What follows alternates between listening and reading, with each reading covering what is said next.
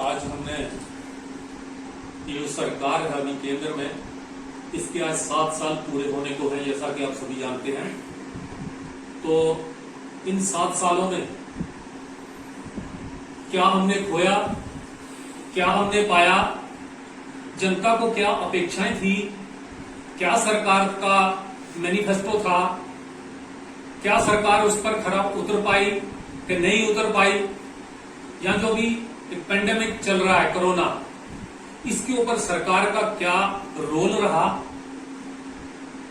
सरकार कितनी जिम्मेवार है। ये जो भी केसेस बढ़ रहे हैं या जो कोरोना की दूसरी लहर अभी आई है, आपने देखा कि बहुत सारी डेथ्स हो गई है, इसके लिए कौन जिम्मेवार है, या किस तरह का हमारे पास मेडिकल इंफ्रास्ट्रक्चर है, उसके ऊपर हम विस्तार पूर्वक आप सभी बंधुओं को जानकारी आज देने जा रहे हैं।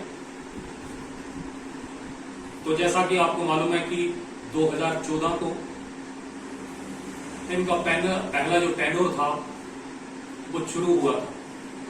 माननीय नरेंद्र भाई मोदी जी ने 26 मई 2014 को पहला अपना टेन्योर जो था वो शुरू किया, और इनकी फर्स्ट कैबिनेट में जो मीटिंग हुई थी वो हुई थी काले धन को लेकर के, यानी ब्लैक मनी का जो एक स्कैम की बात होती थी, उसके ऊपर लेकर के बात हुई। आप सभी जैसे आप जानते हो और देश के नागरिक भी जानते हैं, चाहे वो चैनल्स की वजह हो या सोशल मीडिया के माध्यम से, लोग आज सभी जानते हैं कि अभी तक जो एक लिस्ट की बात होती थी कि ब्लैक मनी का जो खाता है स्विस बैंक में लोगों के पास, वो सत्ता पक्ष के लोग हैं, यानी कि भाजपा का उसमें नहीं है कोई, बाकी वाली जो पार्टियां हैं उनके जो नेता हैं उनका बहुत से लोगों का स्विस बैंक में अकाउंट है, और उसका हम भंडाफोड़ करेंगे। लेकिन जैसे हम अभी जानकारी आती रहती है मीडिया के माध्यम से या सोशल मीडिया के माध्यम से, उसमें 50% से ज्यादा बढ़ोतरी अभी तक हो चुकी है, जो कि मेन मुद्दा था सरकार का। तो मैं ये कहूंगा कि सरकार का ब्लैक मनी के ऊपर टोटल पूरी तरह से फेलियर है, और इन 7 साल में प्रधानमंत्री जी के 2555 दिन का लेखा जोखा जो है वो आज हम थोड़ा बता रहे हैं। प्रधानमंत्री जी ने देश में तवज्जो कम दी, टूर्स पे तवज्जो ज्यादा दी। फॉरेन टूर्स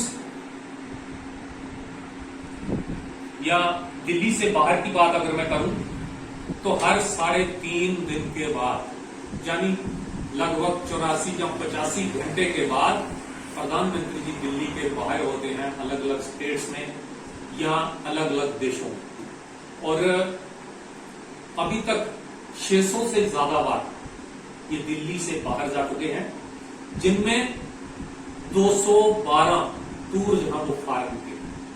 अभी साल डेढ़ से ये पेंडेमिक चल रहा है, इनकी संख्या काफी बढ़ सकती थी, मगर पेंडेमिक की वजह से ये टूर जो है अभी बंद हो गए। लेकिन अभी तक की जो संख्या है वो 212 बार प्रधानमंत्री जी फॉरेन टूर्स के लिए अलग अलग देशों की यात्रा।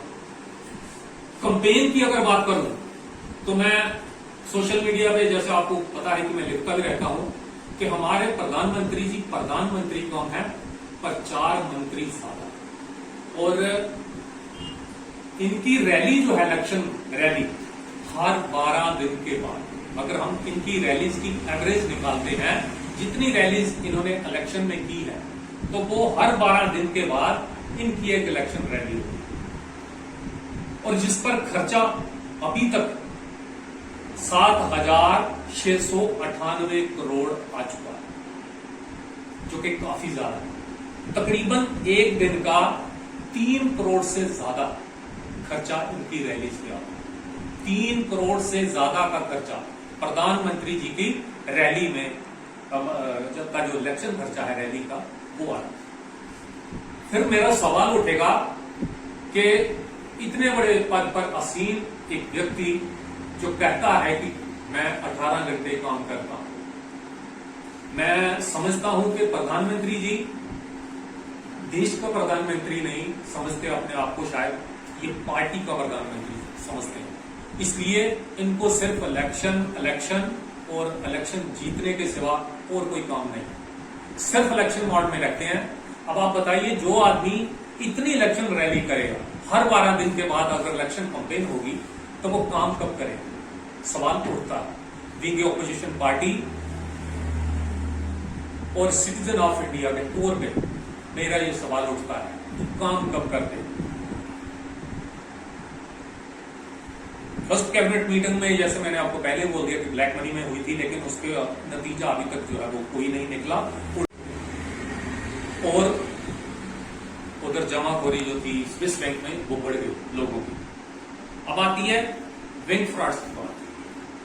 बैंकों का जो फ्रॉड हुए, जब बैंकों का जो एनपीए हुआ, जो बैंकों का प्राइवेटाइजेशन हो रहा है, जैसा आप देखते हो कि इंदिरा गांधी जी ने नेशनलाइजेशन ऑफ बैंक्स किया था अपने टर्म में, जिससे एक आम जन मानस को एक सुरक्षा की भावना पैदा होती थी कि मेरा पैसा सुरक्षित है, मेरा पैसा कहीं जा नहीं सकता। अब आप देखते हो, अगर सरकारी बैंक है तो बावजूद इसके इतने फ्रॉड हो रहे हैं, अगर बैंकों का प्राइवेटाइजेशन कंप्लीट तौर पे हो गया तो इसके परिणाम क्या हो सकते हैं, और एक आम बंदे की जो खून पसीने की गाड़ी कमाई है वो सुरक्षित होगी या नहीं होगी, ये अभी तो कहना मुश्किल है, लेकिन लगता नहीं है कि वो सुरक्षित हो।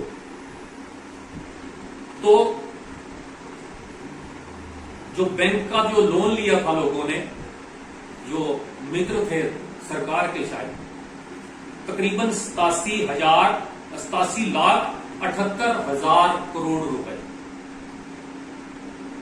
यानी कि आप कह सकते हैं कि 400 करोड़ एक दिन का बैठा, जो पे ऑफ किया गया या राइट ऑफ किया गया, जब आप उसको कोई भी संज्ञा दे सकते हैं, यानी कि वो चुकता नहीं हुआ, उसका बोझ जो था वो आम जन के ऊपर या बैंकों के ऊपर पड़ा। अब हमारा जो एनपीए है, वर्ल्ड में किसी भी देश का एनपीए इतना नहीं है, नॉन पेड अकाउंट्स सिस्टम कहते हैं। हमारे बैंकों का जो एनपीए है वो 9.5% है, और अगर हम बात करते हैं ब्रिटेन की तो 1.2% है, जर्मनी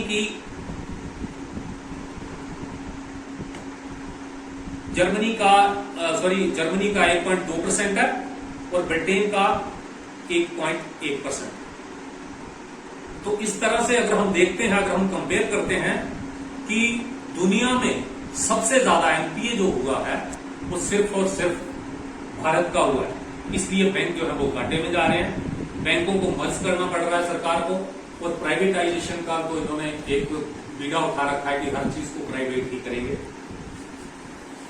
अब आरबीआई जो है, उससे आपने देखा कि देश में बहुत बड़ी बड़ी आपदाएं देखी, 3 से 4 जंगें भी लड़ी, यहां तक कि कारगिल वार भी भाजपा के टाइम में हुए, अटल बिहारी वाजपेयी के टाइम में वो भी हुई, लेकिन आरबीआई से शायद ही कभी पैसा सरकार ने लिया हो, क्योंकि रिजर्व बनी होता है कि कभी भी देश के ऊपर कोई बड़ा संकट जब आ जाए तो उसके लिए एक बैलेंस अमाउंट जो है वो रखा होता है सुरक्षित तौर पर। लेकिन सरकार ने यहां पर भी वो नहीं किया, लिहाज नहीं किया, और आरबीआई से जो पैसा है वो तकरीबन 5,44,732 करोड़ का जो अमाउंट है वो अब तक सरकार ले चुकी है। इसकी भी हम निंदा करते हैं, बीइंग ऑपोजिशन पार्टी और सिटीजन ऑफ इंडिया।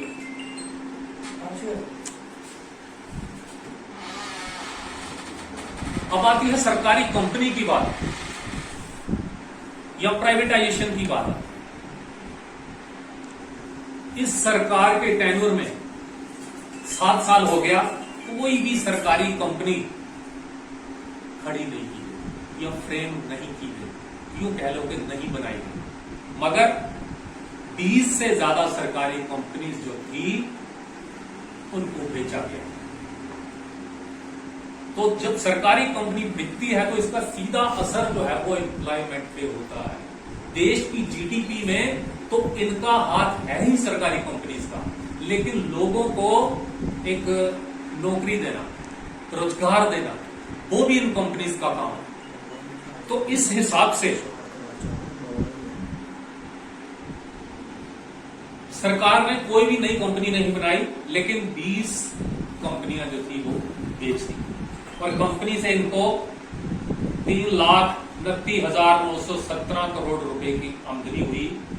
150 रुपए जो पर दिन रहता है। डीमोनेटाइजेशन में आपने देखा कि 200 से ज्यादा लोग बैंकों की लाइन में लगकर अपनी जान खो चुके हैं और जिसका दावा किया जाता था कि मिलिटेंसी पे लगाम लगेगी, जब काला धन वापस आएगा, जब जो कुबेर हैं हमारे देश के वो बाहर आएंगे, तो सारे का सारा जो मनी था वो रिकवर हो गया, कोई भी काला धन जो था वो नहीं पाया गया। इस कोरोना महामारी के ऊपर जो अभी आप देख रहे हो, इसके ऊपर कि कितने जो है वो प्रॉब्लम लोगों द्वारा फेस की गई। जैसे आपने देखा कि पार्कों में बैठकर या सड़क में लेटकर, ऑटो में बैठकर लोगों ने सिलेंडर लगवाए, किसी तरह की सहूलत नहीं थी। सरकार अब ये भी बहाना नहीं कर सकती कि हमारे पास एक नई चीज थी, क्योंकि पहली वेव जो थी वो इन्होंने देख ली थी। इनको पता था कोरोना की इंटेंसिटी किस तरह की है और हमारे साइंटिस्ट ने इनको आगाह भी कर दिया था कि दूसरी वेव जो है वो आने वाली है। लेकिन प्रधानमंत्री जी अपनी ड्यूटीज को भूल करके सिर्फ इलेक्शन का होकर के रह जाते हैं और 26 से ज्यादा रैली सिर्फ वेस्ट बंगाल में की। होम मिनिस्टर साहब ने 65 से ज्यादा रैली जो थी वो वेस्ट बंगाल में की, कोई मनाही नहीं, कोई एसओपी का पालन नहीं। और कैंपेन के दौरान स्वयं प्रधानमंत्री जी द्वारा no social distancing, no mask, किसी तरह का एसओपी का पालन नहीं। ये जो नॉन सीरियसनेस थी, मैं समझता हूं आज जो लाखों की संख्या में मृत्यु दर जो हमारी पहुंची है, हमारे देश में जो मृत्यु हो गई है लोगों की, मैं समझता हूं ये सिर्फ और सिर्फ प्रधानमंत्री जी इसके जिम्मेवार है। और अगर सवाल उठता है कि सिर्फ भाजपा ने नहीं किया कैंपेन, दूसरी पार्टियों ने भी की, तो मेरा ये सवाल होगा कि प्रधानमंत्री जी मुखिया थे, उनको अगर आगे बढ़कर के अगर कोई कदम उठाते तो निश्चित तौर पे छोटी पार्टियों को भी शर्म आती और रैली कम होती। अभी यहां पे आप देखते हो कि 370 जो टूटा, उसके बाद की जो स्थिति है हमारे ट्रांसपोर्टर्स की, वो बिल्कुल बेचारे निस्त्राभूत हो चुके हैं। 70-70, 80-80 लाख रुपए की गाड़ी उनके द्वार खड़ी है, किसी तरह का कोई काम नहीं। इंश्योरेंस पड़ रहा है, फिर उसकी जो किस्तें हैं ड्यू, ईएमआई जिसको हम बोलते हैं, वो उन पर कोई कंसेशन नहीं, कोई ब्याज की कंसेशन नहीं, कोई इंश्योरेंस की छूट नहीं, किसी तरह का टैक्स रिबेट नहीं, कोई जहां पे कोई टोल प्लाजा पे छूट नहीं हुई, कोई कुछ नहीं हुआ। कहने का मतलब ये है कि ट्रांसपोर्टर को बिल्कुल रौंद के रख दिया। एक दोबारा एक पैकेज की बात कर रहे थे, जिस तरह 14,000 करोड़ रुपए का पता नहीं पिछले साल जो दिया था, वो भी कहां आया, कहां गया, किसको मिला, किसको नहीं मिला, क्या हुआ उसका कोई समझ नहीं आया। मेरे रेडी खड़ी वाले दुकानदार, छोटे दुकानदार, ट्रांसपोर्टर भाई और जो युवा जो बेरोजगार हुए हैं, जो अपना काम नहीं कर पा रहे, मैं सरकार से डिमांड करता हूं कि कृपया आप उनकी भावनाओं का ध्यान रखें, उनकी जरूरतों को समझें, उनके फैमिली के मेंबर्स का वो लालन पालन कैसे करें, इस बात पे ध्यान दे सकें। और अभी हमारे डॉक्टर्स जो हैं एलोपैथी के, बड़ा ही अच्छा काम कर रहे हैं। मैं दिल से सलूट करना चाहूंगा कि उन्होंने अपने फैमिलीज की परवाह किए बगैर, अपने रिलेटिव्स की परवाह किए बगैर और अपनी जान की परवाह किए बगैर दिन रात एक करके लोगों को बचाने में अपनी अहम भूमिका निभाई है। मगर आपने देखा कि रामदेव जी अभी उन्होंने जो टिप्पणी की है, मैं उसकी कड़ी निंदा करता हूं और सरकार से डिमांड करता हूं कि उन पर कड़े से कड़ा संज्ञान लिया जाए। एक बात, हमारा विरोध रामदेव से है, आयुर्वेद से बिल्कुल नहीं है। कोई भी पद्धति है, चाहे वो एलोपैथिक है, होम्योपैथिक है, या आयुर्वेदा है, या यूनानी सिस्टम है, हम उन सबका तय दिल से समर्थन करते हैं।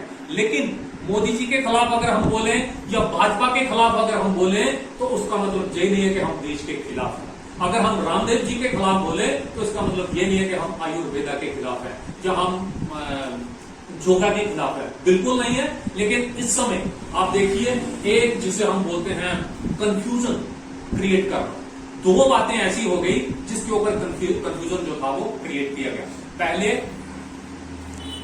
ये लोग ऑपोजिशन के ऊपर ये दोष मढ़ रहे थे कि ऑपोजिशन जो है वो कंफ्यूज कर रही है लोगों को, लोग वैक्सीन नहीं लगवा रहे। अब आप देखिए, पहले जो इन्होंने गाइडलाइन बनाई कि वैक्सीन जो है वो 28 दिन के अंदर लगेगी दूसरी डोज, उसके बाद में जब कम पड़ गई डोज तो इन्होंने गाइडलाइन बना दी 45 दिन के अंदर लगेगी डोज। लेकिन फिर भी जब इन्होंने देखा कि अभी पूरी नहीं हो रही तो इन्होंने कह दिया 14 से 16 हफ्ते में दूसरी डोज लगेगी। जो डॉक्टर अपने आप को नहीं बचा सके वो लोगों को क्या बचाएंगे? एलोपैथी स्टूपिड साइंस है। इस तरह की जो भाषा जब आप देखोगे, ये कुछ लोग, बहुत सारे लोग रामदेव जी को फॉलो करते हैं, बहुत सारे लोग जो प्रधानमंत्री जी को फॉलो करते हैं। अगर उनकी छोटी सी गलती से लोगों में कंफ्यूजन पैदा होता है, ऐसा नहीं होता है। फिर से मैं कोरोना वायरस जो है हमारे की बात होनी चाहिए, विदेश की बात ना। जय हिंद, धन्यवाद, शुक्रिया।